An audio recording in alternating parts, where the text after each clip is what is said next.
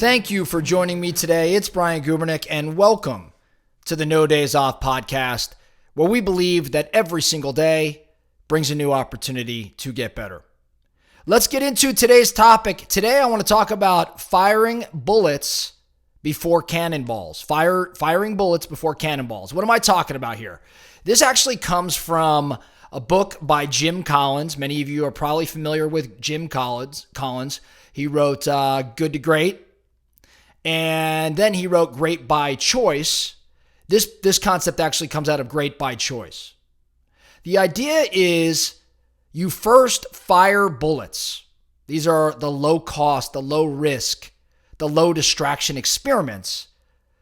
You fire bullets to figure out what in fact will work, calibrating the direction you need to go, and then once you have data to support that move, you then fire the cannonball, which would be concentrating resources into, say, a big bet. You have a calibrated line of sight, you can now fire a cannonball. Let me give you an excerpt from Great by Choice that will give you an idea as to this concept, and then we can talk about how it might apply in your world. So, per Jim Collins, picture yourself at sea, and a hostile ship is bearing down on you. You have a limited amount of gunpowder. You take all of your gunpowder and you use it to fire a big cannonball. The cannonball flies out over the ocean and it misses the target. It's off by 40 degrees.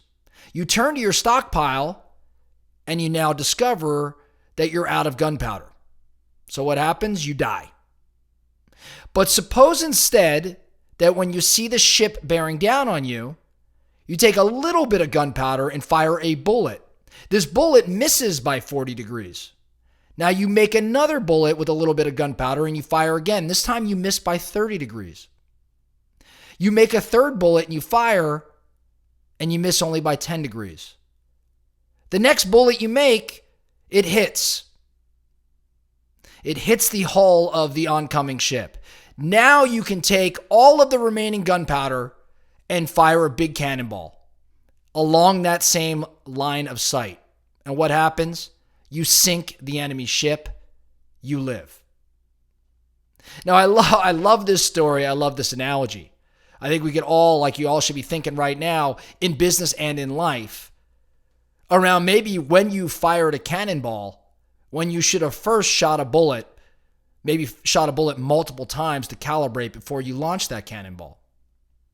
In Great by Choice, Jim Collins finds that the big companies, the successful companies, they fire cannonballs.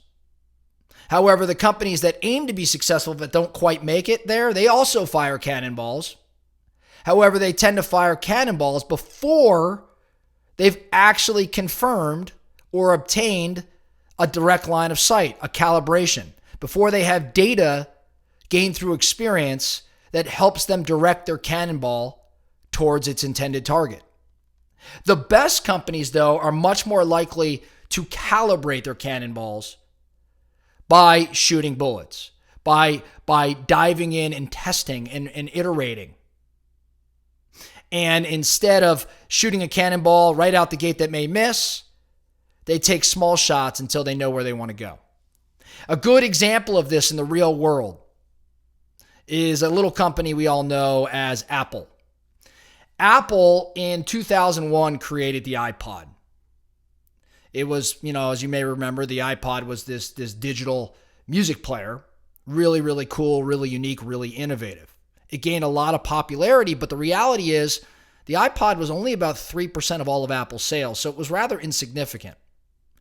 But later in 2001, to complement the iPod, Apple launches iTunes. It launches iTunes, which was all the media. Now, remember at this time, people were downloading music, oftentimes illegally. They weren't paying for it. Well, what Apple found through its testing, through its iteration, is that people were not upset to pay 99 cents. It didn't bother them to pay 99 cents for a song. They actually did not mind that in the slightest bit if they had easy access to clean data. So Apple has this iPod, the bullet it fires. Then it fires another bullet in iTunes. Then in 2003, it actually creates the iTunes store. Then it creates, through these multiple shots, a Cannonball, which is a complete digital music revolution. iPod and iTunes completely changed the way that people consume music. Fast forward just a few more years, 2007, Steve Jobs and Apple introduce the very first iPhone. The iPhone took the functionality of the iPod and obviously combined it with the phone and the ability to access the internet. And I think we all know the rest of the story. We had to have the iPod. We had to have iTunes. We had to have the music revolution. We had to shift to digital downloading that the iTunes store popularized before we got to the iPhone. These are all bullets. These are all bullets. And I do believe that Steve Jobs' vision was not necessarily just the iPod. It was well beyond that and morphed into the iPhone. So how does this apply to your world would be my question. What are you working on right now? Maybe it's a shift in strategy. Maybe it's a new product. Maybe it's a way you think you can revolutionize your respective business or industry. What are you working on right now that you can, instead of firing a cannonball because you think you know the answer, shoot some bullets to get data and actually validate what you believe to be the answer? That would be your focusing question today. That would be your focusing question today. Now, what's the challenge for many of us with this? Well, what I'm asking you to do is slow down before you speed up.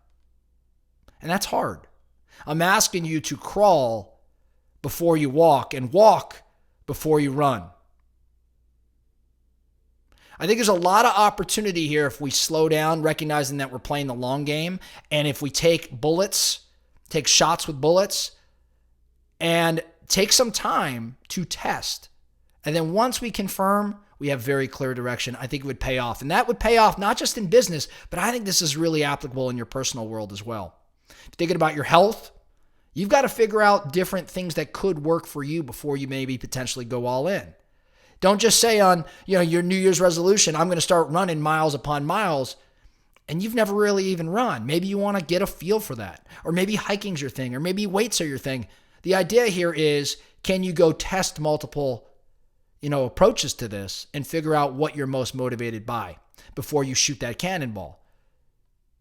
Right? Same goes for relationships. If you're trying to change the course of a relationship, yes, you have to have a solution, and yes, you've got to approach it aggressively.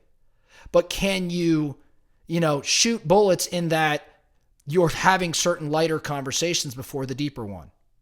Can you get a feel for a direction or a mindset or an emotion before you make a decision as to how to proceed? I bet you can. So on that note, that's all we have for today. The No Days Off podcast. Thank you so much for listening. And remember, every single day brings a new opportunity to get better. So let's get after it.